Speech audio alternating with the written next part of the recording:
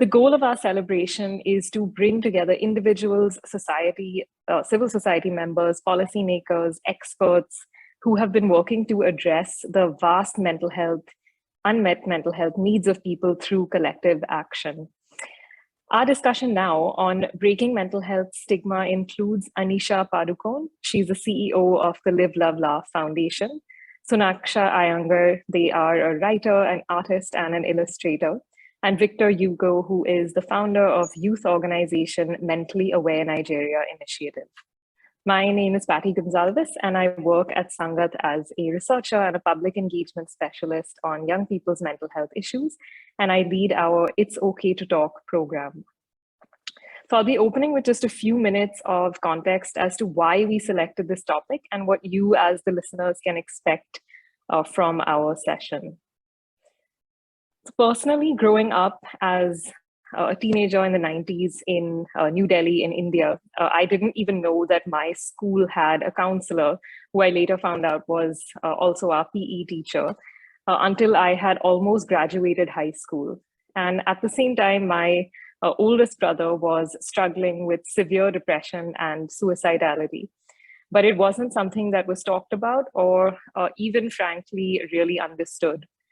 And while I think we were empathetic to how he felt, my family didn't, and I certainly didn't have the vocabulary or the knowledge or information to understand his experience or to support him. And during those years, also beginning when I was about 8 years old, I used to watch a TV show called Frasier, which was a comedy about a radio psychiatrist. And in every episode, I was fascinated at how he talked with callers about their problems. Things at the time I couldn't imagine being discussed outside of closed doors, but these were being discussed out in the open for anyone to hear. We live in a world and a country where the vast majority of people with mental health problems do not receive help or care that they need.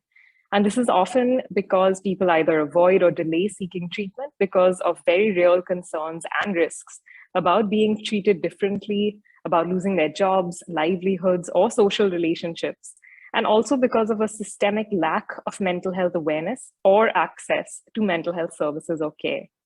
Both of these contribute to a culture of stigma, prejudice, and discrimination against people with mental illness. People with mental health difficulties are also often marginalized or discriminated against in different ways. But understanding what that looks like and how to address and reduce it can help. Stigma, prejudice, and discrimination can also be experienced in very subtle ways. A comment we might make or hear from someone else, the language that we use or words, or even gestures for that matter.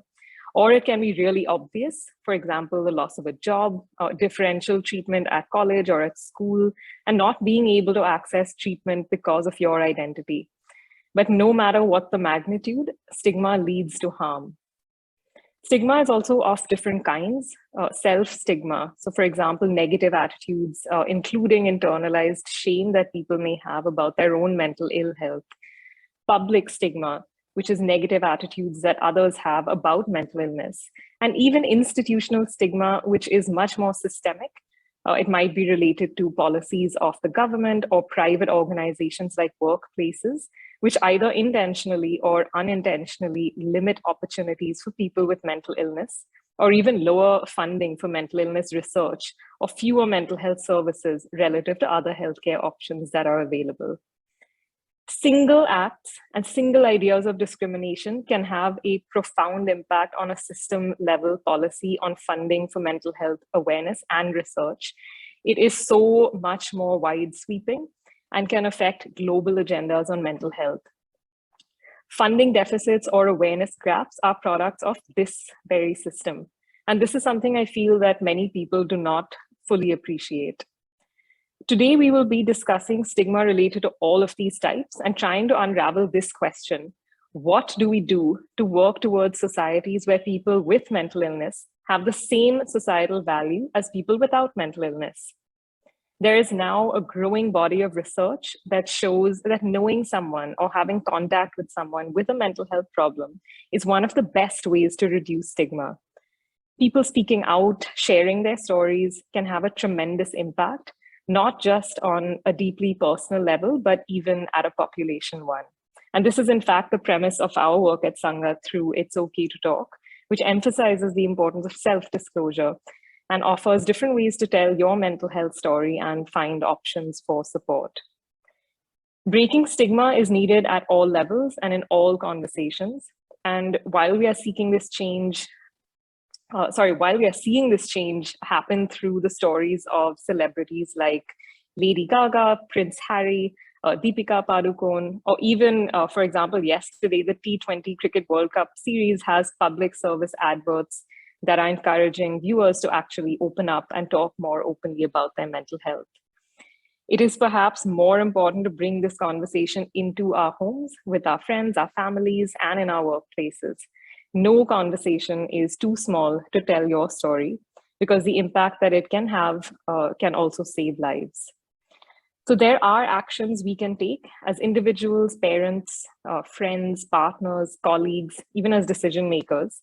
And this is what we are here to learn from the experiences of our three panelists and from the work and the organizations that they are affiliated with.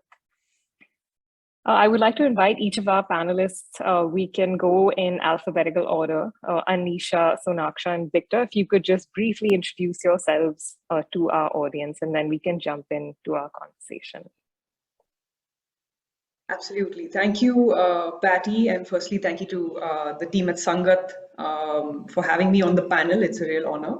And very, very big congratulations to everyone at the Live, Love, Laugh Foundation. You know, we've always been big fans of the work that you all are doing. And we are, of course, this year we've partnered together, which is also great for us. So good afternoon, evening, morning to, depending on which time zone you're logging in from. My name is Anisha Padukone, and as Patty mentioned, I'm the CEO of an organization called the Live, Love, Laugh Foundation. We are India-based, and we aim to give hope to every person experiencing stress, anxiety, and depression. That's because it stems from our founder's core belief that no life should be lost due to mental illness. Super, thanks, Anisha. Over to you, Sonaksha. Hi, I'm Sonaksha. I'm a fat, queer, disabled illustrator, graphic recorder, and book designer, and I'm from Bangalore, India. I work primarily with human rights defenders organizations and feminist organizations on visualizing the work that they're doing through art and design. To contribute to social justice movements. And in my personal art practice, I explore and share my own journey with being chronically ill, with mental health, with fat liberation, gender, community care, among other things. And yeah, I'm really excited to be here with all of you. Amazing, thanks, Sonaksha. Over to you, Victor. Thanks, Patty. Hi, everyone. My name is Victor Ugo, and I'm the founder of Mentally Well Nigeria Initiative, which is one of the, should I say, biggest youth-led nonprofits focused on mental health in Nigeria. I am very, very much happy to be here. It's really a privilege to always be involved with Sangath, and congratulations to the team for 25 years. I think that your organization is what we're looking forward to becoming in the future. So great to be here. Great, thank you all. So we're going to jump right in to our first question, which is for Anisha. So could you tell us a bit more about what spurred you to begin the Live, Love, Laugh Foundation? And I'm also curious about the name, if you could tell us a bit more about that. Great. It's a good thing that you're asking about that. It's really what we intended to do. So for those who aren't aware, our founder, Deepika Padukone, who also happens to be my sister, experienced anxiety and depression at the peak of her career. She is a global, she's an actor that, who's been in the movie industry for about 15, 17 years now. And in India, it's not very common for individuals to talk about their experiences with mental health. This was about 5 or 6 years ago. And once she experienced, anxiety and depression, what she realized is that the stigma that exists really needed to be tackled, and she wanted to use her platform to influence individuals and the country at large, and therefore she set up the Live, Love, Laugh Foundation. So to answer your specific question, Pattie, I think the ethos of the foundation also resonates with the ethos that Deepika really lives her life, which is live, love, and laugh. That was really the main reason she wanted the organization to have a name that resonates with what she believes in. But secondly, and also most importantly, mental health is obviously a very heavy topic. And we understood that as an organization to have a name that kind of lightens it up without taking away from the seriousness of the topic itself would be useful. And that's really how Live, Love, Laugh came up. Over the years, it's great because when we say Live, Love, Laugh, it typically invokes a smile on someone's face. And hopefully we can, we do that metaphorically, we do that in real life as well. Amazing, thanks. I mean, I actually noticed everyone did smile at the start of that question, so I'm going to testimony right there. But thanks very much. That's quite beautiful. Thanks for sharing that. Victor, over to you for the next one. Mentally Aware Nigeria initiative is Nigeria and West Africa's largest youth-run mental health organization. And you also more recently worked with a large global mental health campaign called Speak Your Mind. So could you tell us a bit more about both of these projects, or what inspired you to start MANI? And could you tell us a bit about the work that you do on stigma reduction in particular? Thanks, Pattie. So I'm going to start with my own inspiration about what led me to start MANI, and I think it's something I've said a lot of times that, but I'm happy to share again, is that while I was in medical school, I was diagnosed with depression and anxiety, and I think that I was, my perception about that period of my life was that I was stuck in a box of privilege where I thought that everyone else had the same access that I had and the same kind of community that I had access to. So when I left, when I finished medical school and I started practicing as a doctor, I think the first time I went to see a psychiatrist post-graduation, he was surprised. I think what happened was I was reacting to my medications, and he was meant to change my medications, and then he got them changed. I wasn't so happy about the side effects I was having. He got them changed, and he also gave me an extra diagnosis that I wasn't also happy about. But the conversation ended up being like, "Oh, you were also a doctor. Oh gosh, you're so lucky." So obviously, having gotten more medications and more diagnoses, I wasn't feeling lucky. I was feeling very angry that he could say that. So I was like, "Oh gosh, Nigerians don't mind your business. Why would you say that?" So I was obviously pissed.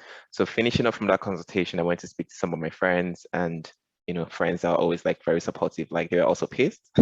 But eventually, when I spoke to my mother, she was like, not playing devil's advocate, but I think you remember when you were still in your fifth year, you had some classmates that killed themselves. Like that was a real problem, that even in your community that you felt you were privileged, you had people that couldn't access mental health support. What about the rest of the people in the country? So that actually just like sparked my curiosity in actually finding out how and what was the state of mental health in Nigeria at the time. And for my informal scoping and questions that I was asking, and I reached out to a number of psychiatric organizations. What organizations are there doing work on mental health, and which one of them is focused on young people? And I didn't find anyone that actually fit my interest or what I was interested in doing in terms of how I wanted to change that. And that's how MANI came about. So when we started in June 2016, we had 6 months of preparation to train volunteers, people that I was volunteering with for other projects. And I told them I'm starting a nonprofit organization, and they basically were interested in being part of that. And that's how we started. So I started with telling my stories. I think one thing I tell people is that I think in a country where people were very much afraid of sharing their stories about their experiences, I was offering myself to radios and TV channels to say, I want to share my own story about my mental health. And it was very odd. It's a very odd conversation to have. Obviously, I was rejected a lot of times because they didn't understand it. But for some of those conversations that I was allowed to have, I got a lot of feedback from people saying, actually, I could see myself in what you were sharing. And I was so happy that someone was saying something that I could relate to. So that was essentially how we started. I think about 3 years later, I met with some of the team that was working in the Speak Your Mind campaign when it was starting. And that's the campaign that was set up by United for Global Mental Health. And I saw a lot of similarity in terms of the kinds of place, the kind of work that I wanted to see done, but not just in Nigeria, but globally. I wanted to learn from other people doing similar work in other countries. And the Speak Your Mind exactly was that sort of solution for me. So it was a campaign that connected about 19 countries who were doing advocacy, campaigning work. And, we came together and we formulated campaign plans. We learned from each other. We exchanged ideas. So that was a really useful campaign for us. So yeah, so in terms of my work in stigma reduction, I think that's something I'm really keen to expand on in terms of my renewed perception about stigma. Is that I think that stigma is a consequence. It's a consequence of so many things. It's not something I blame these days. When I tell people like I've changed my perception on stigma, is that I'm an anti-stigma advocate. I'm great with people doing the anti-stigma work, but I'm always like, I see stigma as not really the problem. Is a consequence of an existing problem. Is a consequence of a neglect of so many things. It's a neglect of humanity in itself. The empathy that we have as humans is a neglect of mental literacy. It's like education and knowledge, and most importantly, it's a neglect from decision makers to actually take like very practical decisions about mental health. So yeah, that's it about my work and what I'm doing when it comes to stigma. Thanks, Victor. And I think both you and Anisha have sort of indirectly already given us a lot of food for thought in terms of strategies to address stigma. And I completely take your point about this sort of systemic stigma that you're describing, or systemic neglect that you're describing. Sonaksha, you illustrate, you draw, you write, and your work explores ideas of care, body image, gender, and mental health. And your work is very, very widely shared online, especially on Instagram. So could you also tell us your inspiration for sharing these experiences and these messages? And what has that experience been like, particularly sharing online? Thanks, Pattie. So I actually began, I came to art as a way to express what I was going through, and just as a way to express myself. But I think it has been really transformative for my mental health over the years. And that's not only the actual creation and the process of creating art, but also sharing it. And I think like being able to find community online has been like really transformative. And I think like my experience of sharing art about that I largely make is about like things that I'm going through with my mental health, or with living with a chronic illness in like a largely ableist world, and what it means like just to navigate everything, right? So I think making art like this has also helped me connect with other people who are like going through similar things, and I think there's something incredibly powerful about that, because I think one of the things that really was stark for me over the years, as I've like visited multiple doctors and like tried to figure out what was happening and all of it, was just how isolating it can be. Like whether it's the process of trying to find a diagnosis, trying to figure out what's happening to you, and even when you have a diagnosis, it can be really isolating, especially because of all the stigma around it. So I think being able to like share it on the internet and being able to speak about it to like thousands of people and like share it through art in a way that connects with people beyond language, like with visuals, has been really a liberating experience for me. And I think what has been wonderful to hear as an artist is that other people have said that they've used it to initiate their own conversations with like people, like I've had people tell me that they use it to like try and start a conversation with their parents about it, like how we just share images that we see on Instagram with our friends or like with people.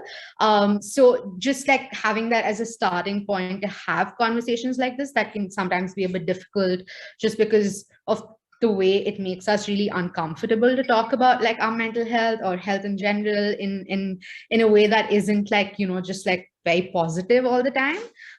So I think being able to like make that space and then also find other people who are able to relate to it or like bring their own experiences to it has been really wonderful and magical over the years.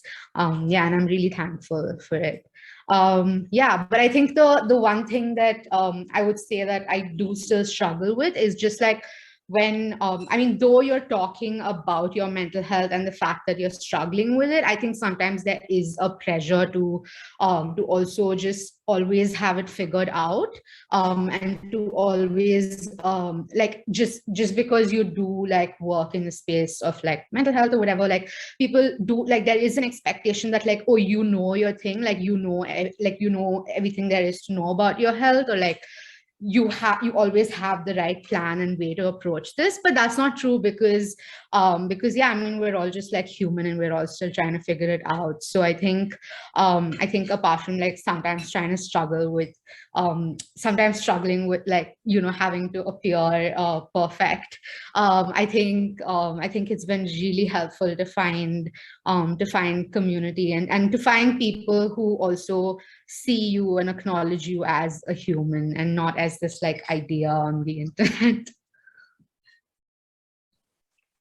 Thank you. Thanks for sharing that. I mean, yeah, so many important things in what you've said to unpack. And I think just a few things that are, I think, key takeaways for the discussion we're having now. I think you really highlighted how valuable and important expressing yourself is, and that when you do that it does open up possibilities for making different kinds of connections and social connections.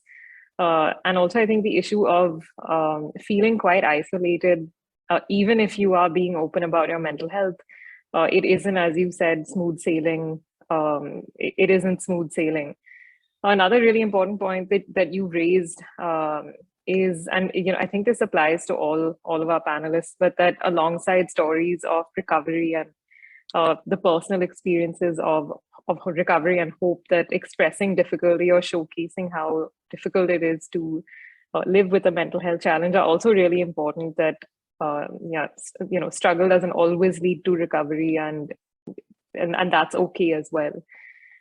And it kind of reminded me the last bit that you said, Sonaksha, around, not everybody has it figured out. I think you're absolutely right. In one of our programs, we had sort of tailored a catchphrase to say that we are all human. We all have mental health, and all of our mental health goes through ups and downs. So I don't think it is the case that, one person or groups have it figured out. But at the same time, I think there's a lot of different factors around who can access what, or the different kinds of privileges that people have to be able to navigate those, sometimes very treacherous ups and downs in a better or a more difficult manner. So thank you all for sharing your journeys and why you do what you do. My next question is a question that I'll be sort of going one by one to all of our panelists, which is, if you could tell our listeners what you feel are, in your experience, your top 3 most effective stigma reduction strategies from your work. And feel free also to tell us, if you've had to adapt these along the way, or you've changed these along your journeys. And, feel free also to draw on the experiences that you have shared with us in this last 15 to 20 minutes. So up to top 3, feel free, to have fewer than that as well. I'm going to start with you. We can go alphabetically: Anisha, Sonaksha, and then Victor. Sure. So so 3 is difficult, I'm going to have to admit, but I'll stick to it. So I think for me, number 1 would have to be innovation or creativity. I just feel that the way that our foundation has gone about things, or the way that we've looked at things, is for generations in India, stigma has been passed on, and like I said, for generations, this has been going on, right? So I think to be able to really create a change, you really, really have to do something different. It started off, of course, with our founder talking about her journey, but it has then evolved from one thing to another, where we're constantly trying to come up with innovative and creative ways because I strongly feel that if you want to change something, then you've got to be doing something different. Because if you do the same things over and over again, you probably won't be able to make a change. So I think number one, innovation. Secondly, content, which is the most important thing when it comes to stigma. Whether it is a campaign, whether it's one friend talking to another, it can be at any level, but the communication and the content that you're actually putting out really holds the key. And understanding the audience through that content. What is the audience that you're talking to? What would they like to see? Often in mental health, I think we're all sort of guilty of this, is the kind of content we put out sometimes ends up being very clinical because we work in this day in and day out. But it's important to understand that the people that we're talking to, especially if it's a general audience, have a very, very basic or probably negligible understanding. And therefore, the way we communicate to them has to be extremely simple, clear, and easy to understand and consume for them. So that would probably be the second. And the third one would have to be consistency.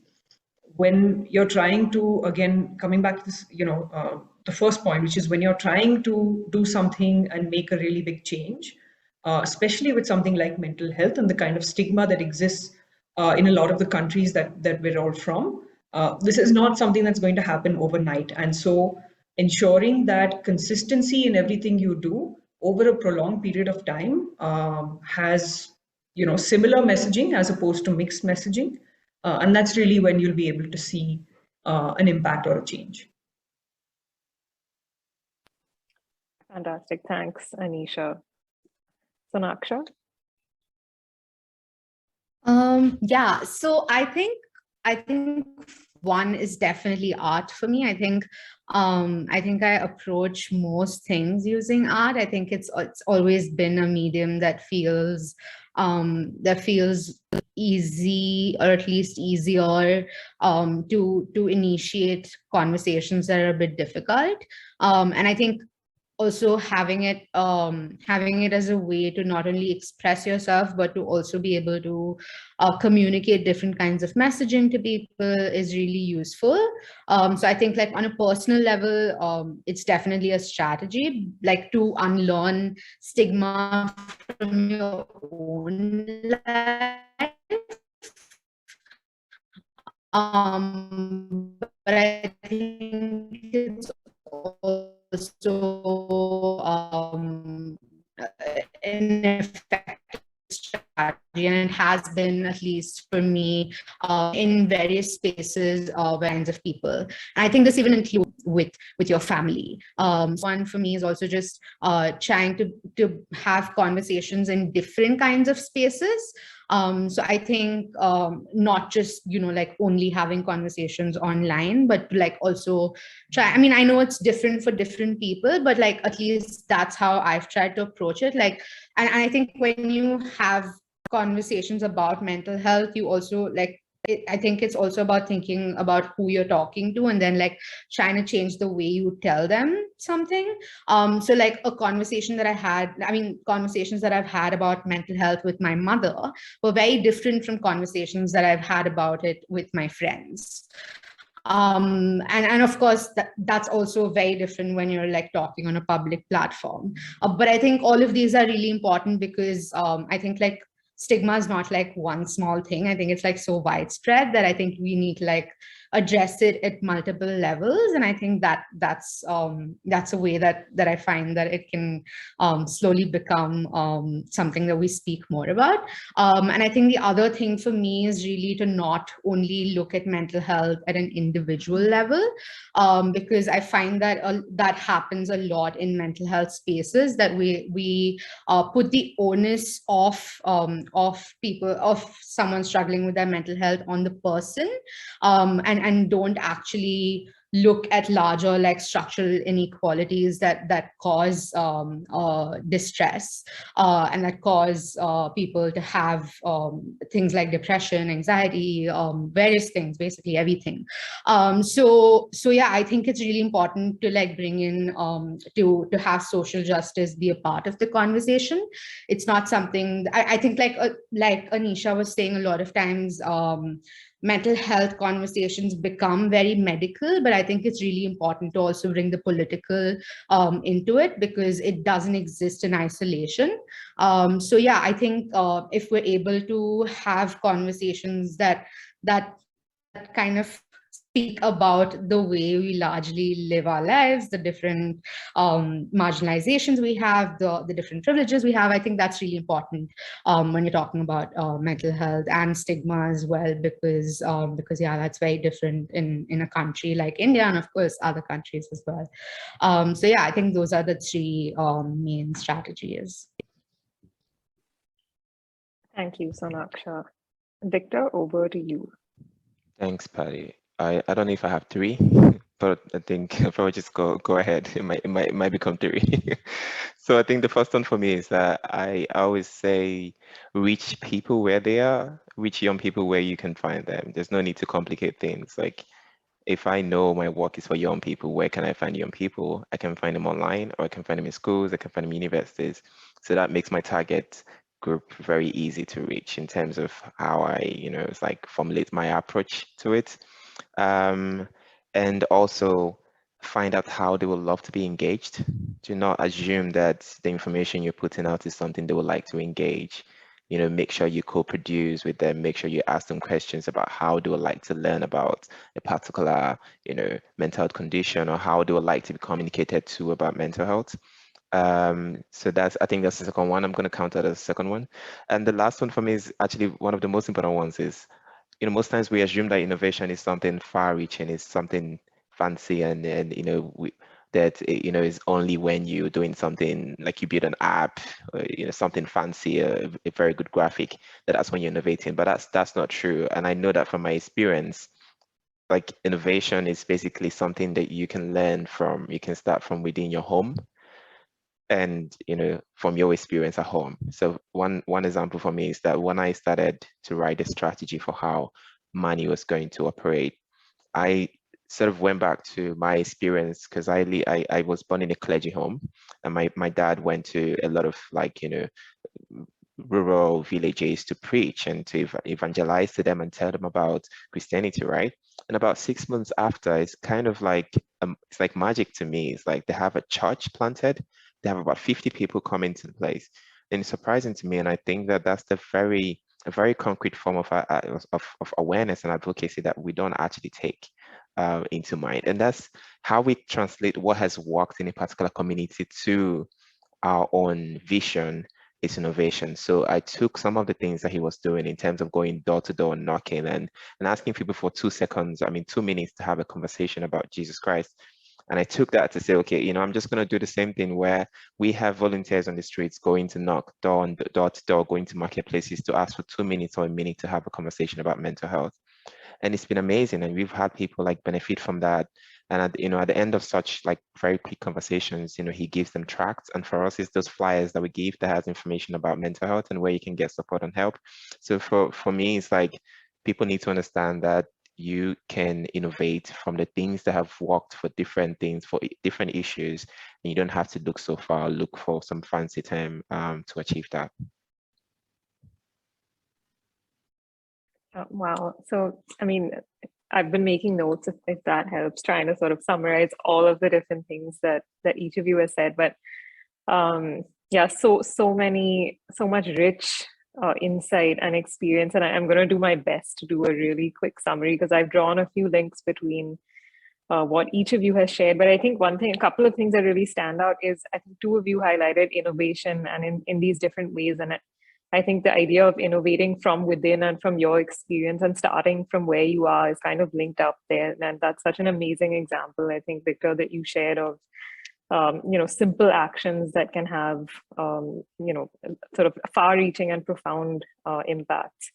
And the second one that I think was linked between what Sonaksha and you, Victor, shared around reaching people where they are and talking with people in different kinds of spaces, going out of your, initial place or your comfort zone, online and in real life. And I think another very important point you raised related to this, Victor, is about asking people what they want and how they want to be communicated with.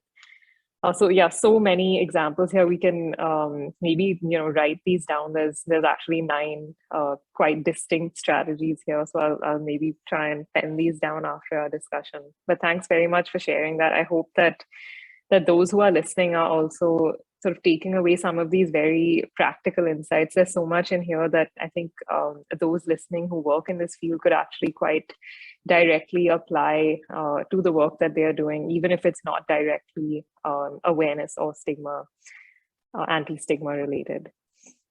My last question for each of you. So the first one is for you, Sonaksha.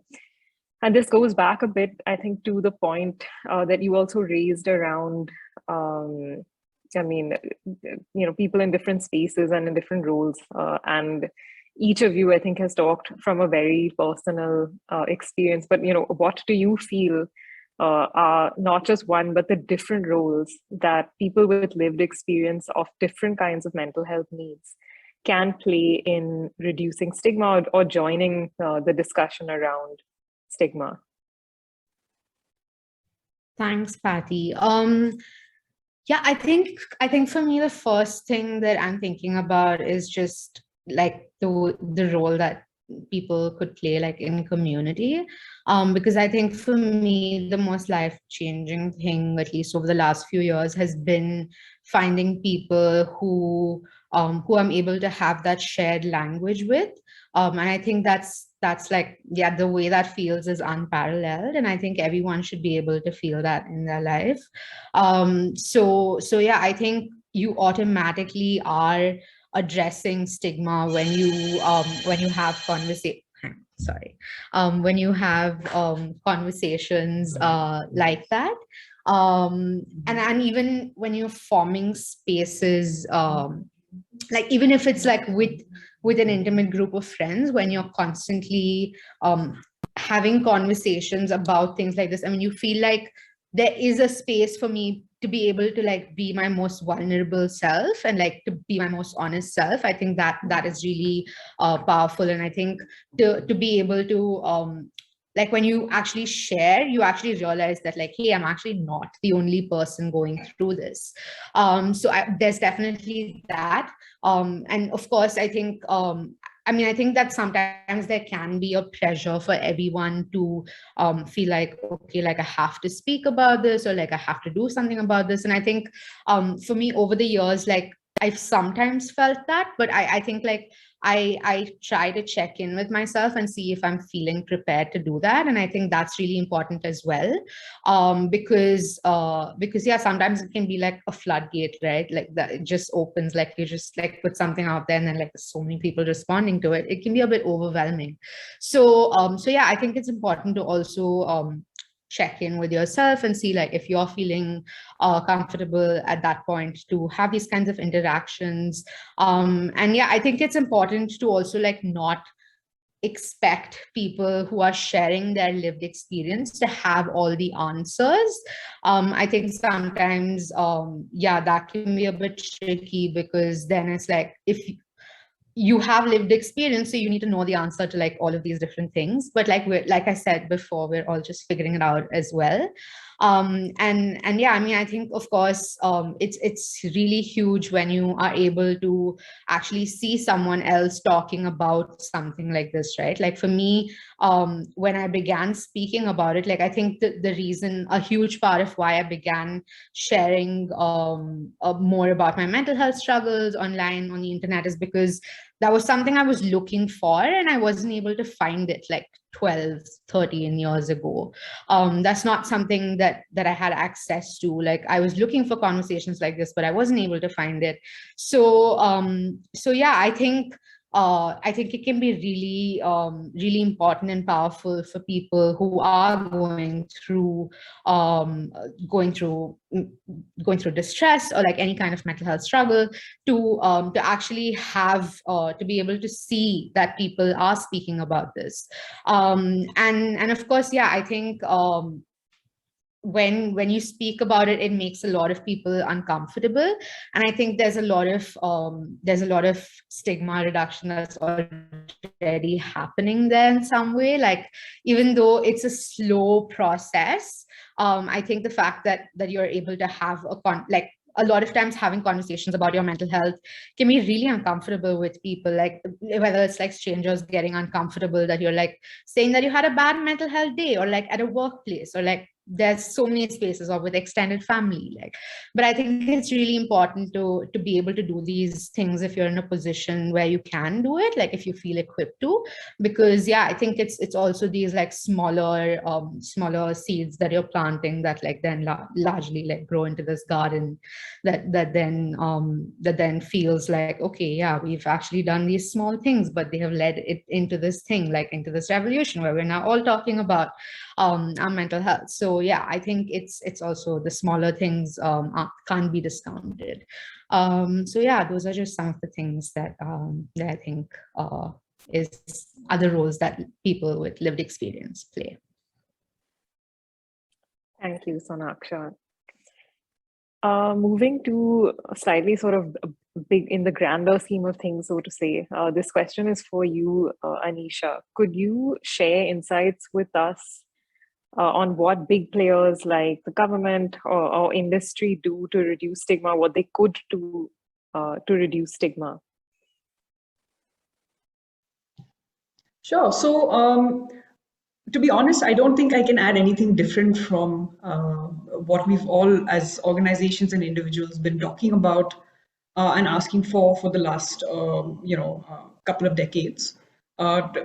I think the most obvious things that we're all already aware of is funding needs to increase within mental health. I think better policies in place, not just having policies, but also ensuring that the implementation of these policies continue to happen.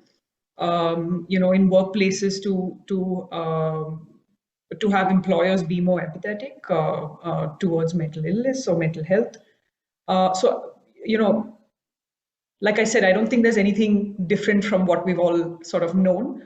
But one of the things that's really worked well for us, and I think that has that I think that is a point that I'd really like to make, is really try to make the best use of what is available to you as an individual, as an organization.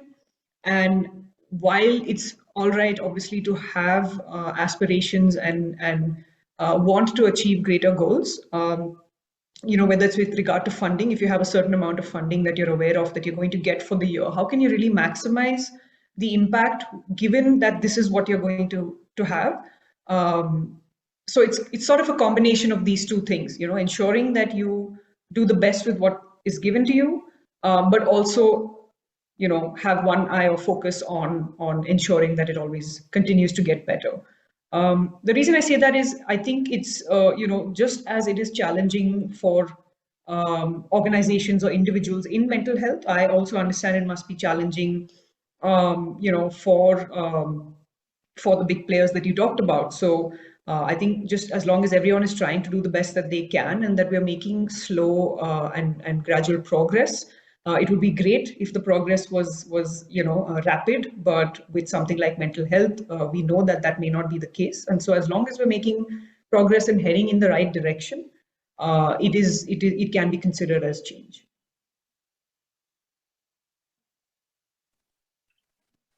Thanks, Anisha. And I think this kind of goes back to a point that both you and Sonaksha raised earlier. I think that with such sort of big challenges like stigma reduction, it's not going to be something that we see overnight, but what are some tangible actions that we can take, and what sort of impact can we actually touch and feel, even if it's slow and steady?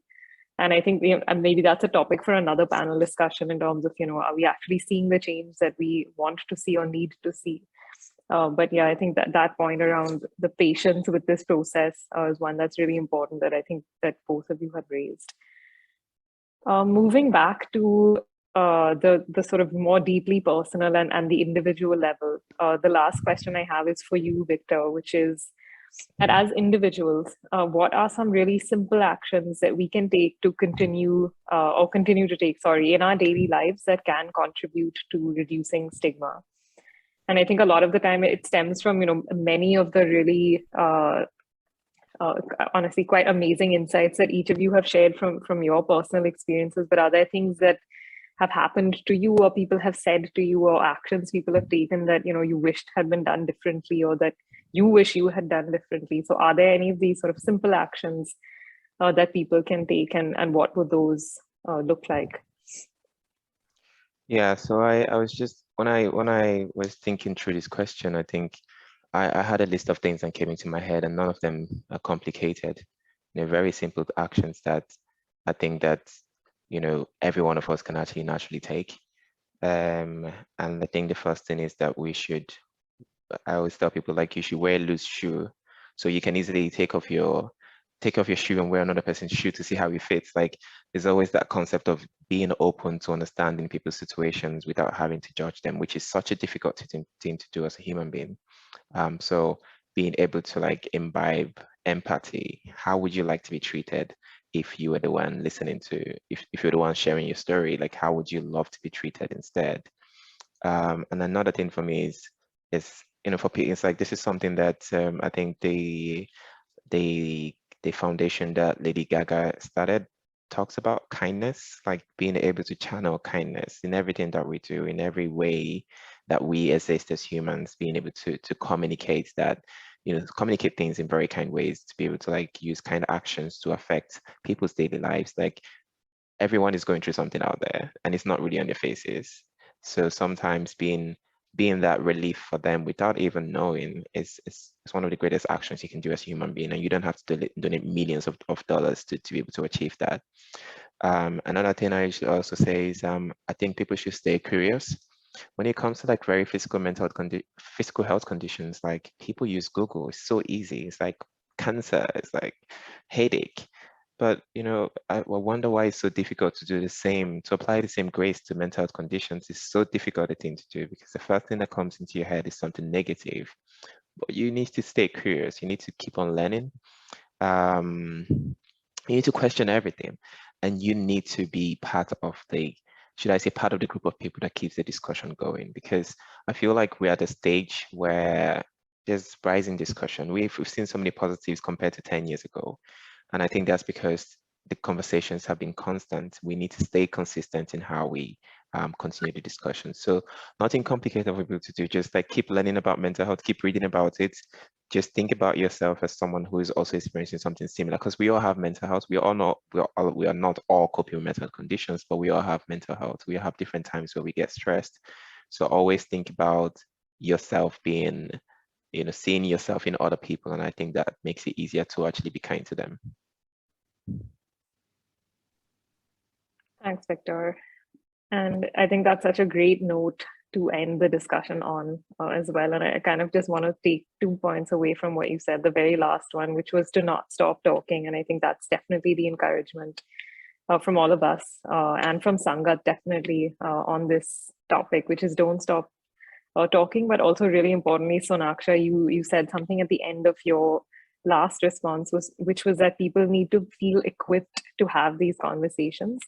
So I think that would be the final encouragement also, which is, you know, as you also said, Victor, like, learn how to have these discussions so that you feel confident both to describe or talk about your experiences, but also to support people around you who might be experiencing difficulties. So that's a really, such valuable insights. I just want to, before we open up, I know we only have 2 questions, so I'll just maybe, okay, I don't think we have time to actually answer the questions, but we will collate responses for all those of you who have put questions in. I can see, thanks, Victor, and a couple of you have been responding to the public Q&A. But if there are questions, if you could put them into the chat, we will share these with the panelists in case they have time to answer them, and we will send these around. If you have registered yourself for this webinar, you'll definitely get an email with the response. But I'd just like to close and say thank you very much, Anisha, Sonaksha, and Victor, first for sharing your own experiences. I think that is really what makes all of the difference to discussions and conversations like these, and for all of the really, really valuable insights on practical takeaways and practical things that people and organizations can do to reduce stigma, whether it's at an individual level or organizationally, or even, you know, at a system level. So thank you to each of you.